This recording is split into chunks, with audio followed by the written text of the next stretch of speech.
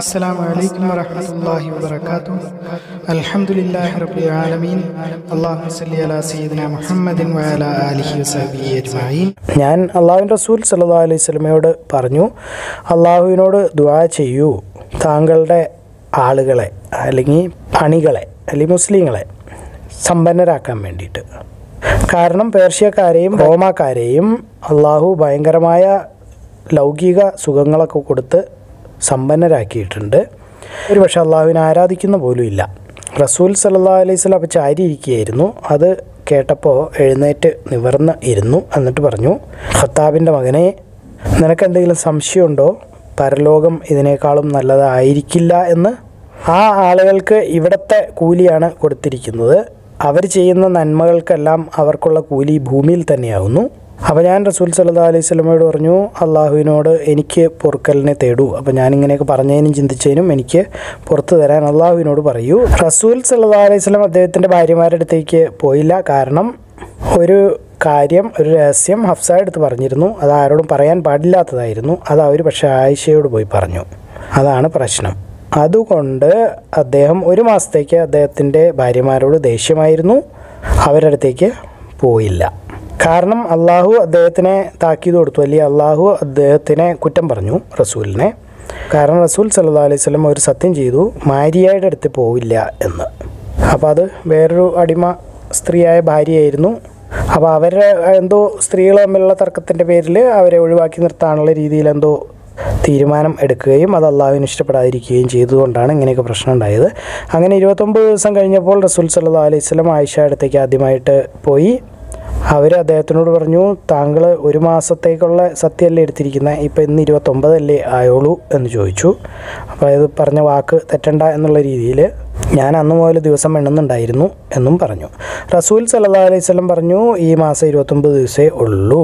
ആ മാസം 29 ദിവസമേ ഉണ്ടായിരുന്നുള്ളൂ. ആയിഷ പറഞ്ഞു, തിരഞ്ഞെടുക്കാനുള്ള വഹ്യ് വന്നപ്പോൾ റസൂൽ സല്ലല്ലാഹു അലൈഹി വസല്ലം എൻ്റെ അടുത്ത് നിന്നാണ് തുടങ്ങിയത്. എന്നോട് പറഞ്ഞു, ഞാൻ നിന്നോട് കാര്യം പറയുകയാണ്, അതിന് നീ മറുപടി പറയാൻ വേണ്ടി തിരക്കൂട്ടേണ്ട കാര്യമില്ല. നീ നിൻ്റെ മാതാപിതാക്കളുമായി അത് സംസാരിച്ചിട്ട് അതിന് മറുപടി അറിഞ്ഞാൽ മതി. ആയിഷയ്ക്ക് അറിയാമായിരുന്നു അവരുടെ മാതാപിതാക്കൾ റസൂൽ സല്ലല്ലാഹു അലൈഹി വസല്ലമയിൽ നിന്നും വേർപിരിയാൻ അനുവാദം കൊടുക്കില്ല എന്ന്. റസൂൽ സല്ലല്ലാഹു അലൈഹി വസല്ലം പറഞ്ഞു, അള്ളാഹു പറഞ്ഞിരിക്കുന്നു അല്ലയോ വാചകരെ മുഹമ്മദ് സല്ലല്ലാഹു അലൈഹി വസല്ലം, നിങ്ങളുടെ ഭാര്യമാരോട് പറയുക, അങ്ങനെ പോകുന്ന ആയത്ത് അതിഭയങ്കരമായ ഒരു കൂലിയുണ്ട് എന്ന് വരെ. 33-ാമത്തെ സൂറത്ത് 28-ാമത്തെ ആയത്ത്. ആയിഷ പറഞ്ഞു, ഇതിനെപ്പറ്റി ഞാൻ എൻ്റെ മാതാപിതാക്കളോട് സംസാരിക്കണോ, അവരുടെ അഭിപ്രായം ചോദിക്കണോ എന്ന് ചോദിച്ചു. ഞാൻ തീർച്ചയായും അള്ളാഹുവും എൻ്റെ റസൂൽ സല്ലല്ലാഹു അലൈഹി വസല്ലമയും എന്താണോ എനിക്ക് വേണ്ടി തിരഞ്ഞെടുക്കുന്നത് അതാണ് ഇഷ്ടപ്പെടുന്നത്. എൻ്റെ പരലോകത്തുള്ള വീട് അല്ലെങ്കിൽ ജീവിതവും അതുമാണ് ഞാൻ തിരഞ്ഞെടുക്കുന്നത്. ഇതേ കാര്യം റസൂൽ സല്ലല്ലാഹു അലൈഹി വസല്ലം അതിനുശേഷം മറ്റ് ഭാര്യമാർക്കും കൊടുത്തു. അവർ എല്ലാവരെയും ഈ ആയിഷ പറഞ്ഞ അതേ ഉത്തരമാണ് പറഞ്ഞത്. ഇതൊരു വലിയൊരു പ്രശ്നമാണ് നമ്മുടെയൊക്കെ സഹാബിയാത്തിൻ്റെ ജീവിതത്തിലെ, സഹാബാക്കളുടെ ജീവിതത്തിലെ. റസൂൽ സല്ലല്ലാഹു അലൈഹി വസല്ലം അദ്ദേഹത്തിൻ്റെ ഭാര്യമാരെയൊക്കെ വിവാഹമോചനം ചെയ്യുമോ എന്നുള്ള ഒരവസ്ഥ വരെ എത്തിയിരുന്നു. എല്ലാവരെയും വിവാഹമോചനം ചെയ്തു എന്ന് ആളുകൾ പറഞ്ഞിരുന്നു. റസൂലിന് അള്ളാഹുവിൻ്റെ അനുവാദം കിട്ടിയില്ല, അതുകൊണ്ടാണ് അത് സംഭവിക്കാതിരുന്നത്. അതിന് പകരം അള്ളാഹു സ്ത്രീകളെ, പ്രത്യേകിച്ചും റസൂലിൻ്റെ ഭാര്യമാരെ താക്കീത് കൊടുക്കുകയും നിങ്ങൾ നന്നായില്ലെങ്കിൽ നിങ്ങളെക്കാളും നല്ല ഭാര്യമാരെ ഞാൻ റസൂലിന് കൊടുക്കും എന്നുവരെയുള്ള ആയത്തുകൾ ഇറങ്ങുകയൊക്കെ ചെയ്തിരുന്നു. വലിയൊരു പ്രശ്നമാണത് ഇസ്ലാമിലെ. നമ്മൾ അതിൽ നിന്നും പലതും പഠിക്കണം. ഒന്ന് ഭർത്താക്കന്മാരുമായി തർക്കിക്കാതിരിക്കുക, അങ്ങനെയുള്ള കാര്യങ്ങളൊക്കെ പല നാട്ടിലും പല രീതിയാണെന്ന് ഇതിൽ നിന്ന് തന്നെ നമുക്ക് മനസ്സിലാവുന്നുണ്ട്. ഖുറൈശി സ്ത്രീകളും അൻസാരി സ്ത്രീകളും രണ്ട് രീതിയിലായിരുന്നു പെരുമാറിയിരുന്നത് എന്നും. അപ്പോൾ അതുപോലെ തന്നെ നമ്മൾ കേരളത്തിൽ കന്യാകുമാരി തൊട്ട് കാസർഗോഡ് വരെയുള്ള ആളുകൾക്ക് അവരുടേതായ പെരുമാറ്റ രീതികളൊക്കെ ഉണ്ട്. അപ്പോൾ അതിനനുസരിച്ചൊക്കെ നമ്മൾ നന്നാവുക, ജീവിക്കുക, പറ്റുന്നതിലൊക്കെ നമ്മൾ നന്നാവുക, അല്ലാത്തത് അള്ളാഹുവിനെ ഏൽപ്പിക്കുക. അൻ അബ്ദുല്ലാഹി ബിൻ അബ്ബാസ് റളിയല്ലാഹു അൻഹുമാ ഖാല ലം അസൽ ഹരീസൻ അലാ അൻ അസ്അല ഉമർ റളിയല്ലാഹു അൻഹു അനിൽ മർഅതൈനി മിൻ അസ്വാജിൻ നബി സ്വല്ലല്ലാഹു അലൈഹി വസല്ലം അല്ലതൈനി ഖാലത്തുല്ലാഹു ലഹുമാ ഇൻ തതൂബാ ഇലല്ലാഹി ഫഖദ് സഗത് ഖുലൂബുകുമാ. അത്തഹ്രീം 4. فخرجت معه فعدل وعدلت معه بالإداوة فتبرز حتى جاء فسكبت على يديه من الإداوة فتوضأ فقلت يا أمير المؤمنين من امرأتان من أزواج النبي صلى الله عليه وسلم اللتان قال الله عز وجل لهما إن تتوبا إلى الله فقد صغت قلوبكما فقال وعجبا لك يا ابن عباس عائشة وحفصة ثم استقبل عمر الحديث يسوقه فقال إني كنت وجار لي من الأنصار في بني أمية بن زيد وهي من أوائل المدينة وكنا نتناوب النزول على النبي صلى الله عليه وسلم فينزل هو يوما وأنزل يوما فإذا نزلت جئت من خبر ذلك اليوم من الأمر وغيره وإذا نزل فعل مثله وكنا معشر قريش نغلب النساء فلما قدمنا على الأنصار إذ هم قوم تغلبهم نساؤهم فطفق نساؤنا يأخذن من أدب نساء الأنصار فصحت على امرأتي فراجعتني فأنكرت أن تراجعني فقالت ولم تنكر أن أراجعك فوالله إن أزواج النبي صلى الله عليه وسلم لا يراجعنه وإن إحداهن لتهجره اليوم حتى الليلة فأفساتني فقلت خابت من فعلت منهن بعظيمي ثم جمعت علي ثيابي فدخلت على حفصة فقلت أي حفصة أتغاضب إحداكن رسول الله صلى الله عليه وسلم اليوم حتى الليلة فقالت نعم فقلت خابت وخسرت أفتأمنوا أن يغضب الله لغضب رسول الله صلى الله عليه وسلم فتهلكين لا تستكثري على رسول الله صلى الله عليه وسلم ولا تراجعه في شيء ولا تهجريه وصليني ما بدالك ولا يغرنك أن كانت جارتك هي أوضاع منك وأحب إلى رسول الله صلى الله عليه وسلم يريد عائشة وكنا تحدثنا أن غسان تنعل النعال لغزونا فنزل صاحبي يوم نوبته فرجع عشاء فضرب بابي ضربا شديدا وقال أثم هو ففزعت فخرجت إليه وقال حدث أمر عظيم قلت ما هو أجاءت غسان قال لا بل أعظم منه وأطول طلق رسول الله صلى الله عليه وسلم نساءه قال قد خابت حفصة وخسرت كنت أظن أن هذا يوشك أن يكون فجمعت علي ثيابي فصليت صلاة الفجر مع النبي صلى الله عليه وسلم فدخل مشربة له فاعتزل فيها فدخلت على حفصة فإذا هي تبكي قلت ما يبكيك أولم أكن حذرتك أطلقكن رسول الله صلى الله عليه وسلم قالت لا أدري هو ذا في المشروبة فخرجت فجئت المنبر فإذا حوله رهط يبكي بعضهم فجلست معهم قليلا ثم غلبني ما أجد فجئت المشروبة التي هو فيها فقلت لإعلام أسودا استأذن لعمر فدخل فكلم النبي صلى الله عليه وسلم ثم خرج فقال ذكرت له فصمت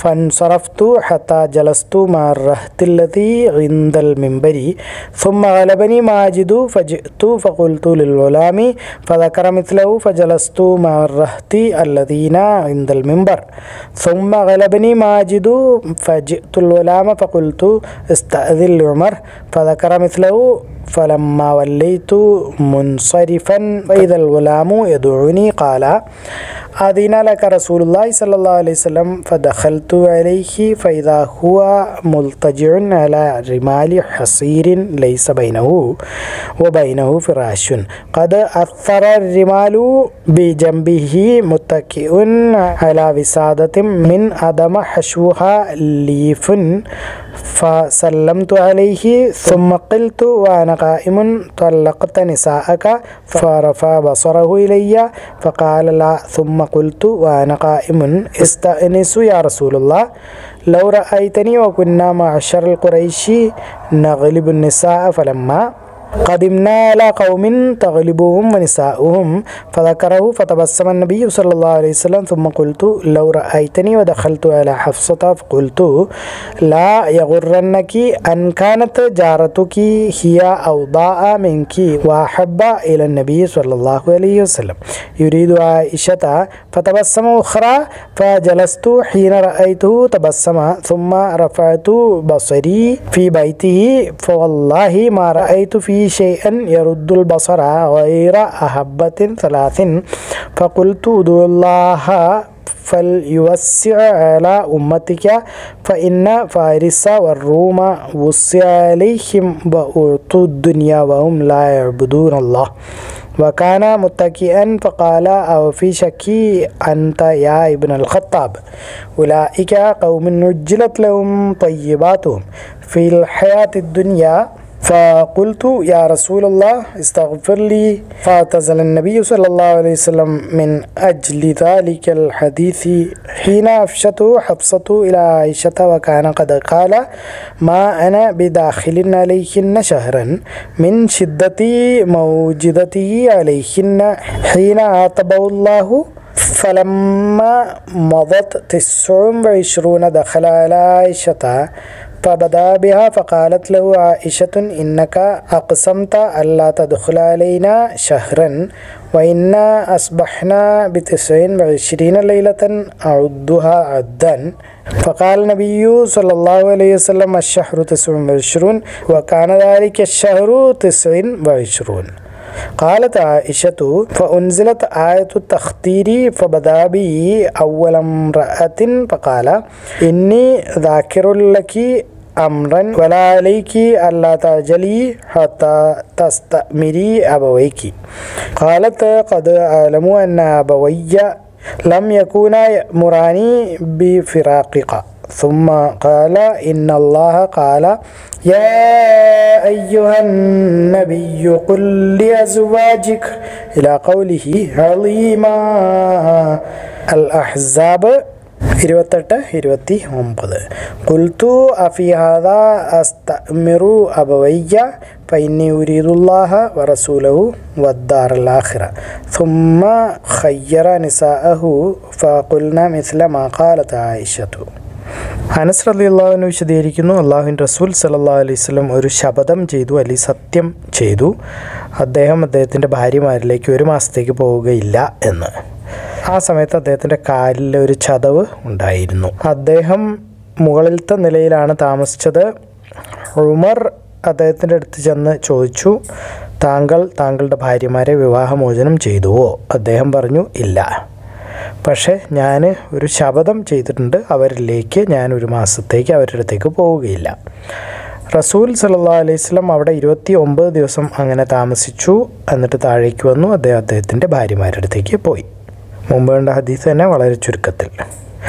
അനസ് റളിയല്ലാഹു അൻഹു ഖാല على رسول الله صلى الله عليه وسلم من نسائه شهرا وكانت انفكت قدمه فجلس في علية له فجاء عمر فقال أطلقت نساءك فقال لا ولكني أريت منهن شهرا فمكث 29 ثم نزل فدخل على نسائه. ആരെങ്കിലും ഒരാൾ അയാളുടെ ഒട്ടകത്തിനെ പള്ളിയുടെ മുറ്റത്തോ അതല്ലെങ്കിൽ ഗേറ്റിൽ പടിവാതിൽക്കലോ കെട്ടിയിട്ടാൽ മൻ അഖല ബൈറഹു ഹലാൽ ബലാത്തി ഔ ബാബിൽ മസ്ജിദി.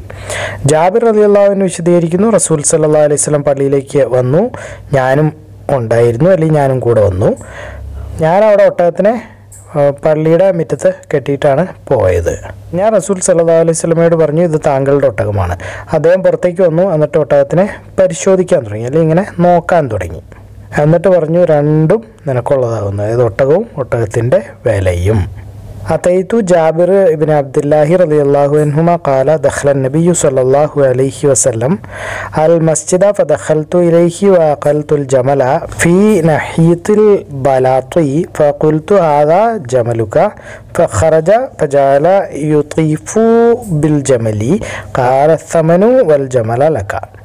അള്ളാഹു എല്ലാ കാര്യങ്ങളും ഏറ്റവും നന്നായി അറിയുന്നു. നിങ്ങളിത് കാണുക, ഖുർആൻ പഠിക്കുക, എല്ലാവരിലേക്ക് എത്തിച്ചു കൊടുക്കുക. ബാറക്കല്ലാഹു ലി വലക്കും. അസ്സലാമു അലൈക്കും വറഹ്മത്തുള്ളാഹി വബറകാതുഹു.